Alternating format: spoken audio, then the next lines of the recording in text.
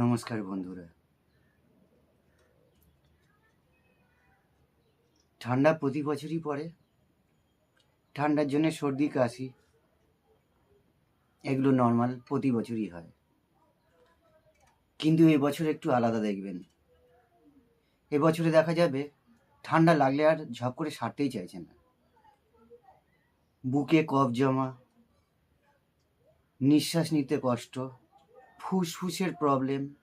এছাড়া আমি আগেই বলেছিলাম যে এপ্রিল মাস পর্যন্ত রক্ত সম্বন্ধিত যত রোগ, রক্তের কারণে হার্ট ব্লকেজ, নার্ভের প্রবলেম, উচ্চ রক্তচাপ, নিম্ন রক্তচাপ, বিভিন্ন রকম রক্ত সম্বন্ধিত সমস্ত রোগ এপ্রিল মাস পর্যন্ত সবারই হবে।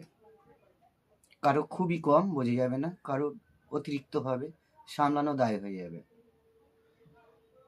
এবং বৃহস্পতি গ্রহ এই সময়ে বকরি, সেই কারণে বড় বড় রোগের সূচনা, দীর্ঘকালীন রোগের সূচনা এই সময় কিন্তু হতে পারে। এই সময় সবাইকেই সাবধানে থাকতে হবে। এমনই বুকে কফ বসতে পারে যে নিঃশ্বাসের প্রশ্বাসের কষ্ট হতে পারে।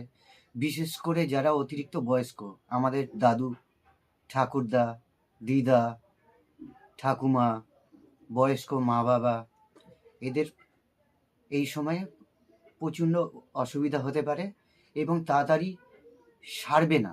হয়তো সেরে যাবে, আবার হবে, কিংবা 10 দিন 15 দিন চলতে আছে, এরকম শরীর খারাপ হতে পারে। এই জন্যে সবাই যদি অর্জুন ছালটা ব্যবহার করতে পারেন, ছোট ছোট টুকরো করে কেটে 1 ইঞ্চি পরিমাণে কেটে থেতো করে চা পাতার জায়গায় ওটা দিয়ে ফুটিয়ে যদি চা করে খান, তাহলে খুবই উপকার হবে, ভীষণই উপকার হবে।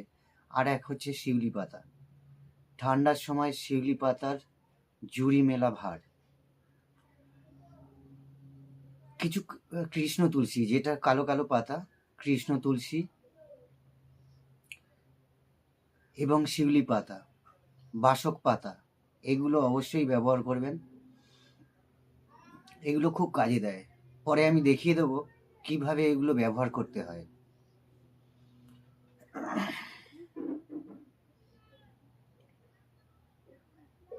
এক গাঁট হলুদ সুতো দিয়ে বেঁধে ছেলেরা ডান হাতে, মেয়েরা বাঁ হাতে রেখে দিতে পারেন বেঁধে।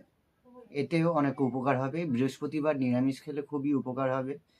মঙ্গলবার হনুমান চল্লিশা করলেও এর থেকে রক্ষা পাওয়া যাবে।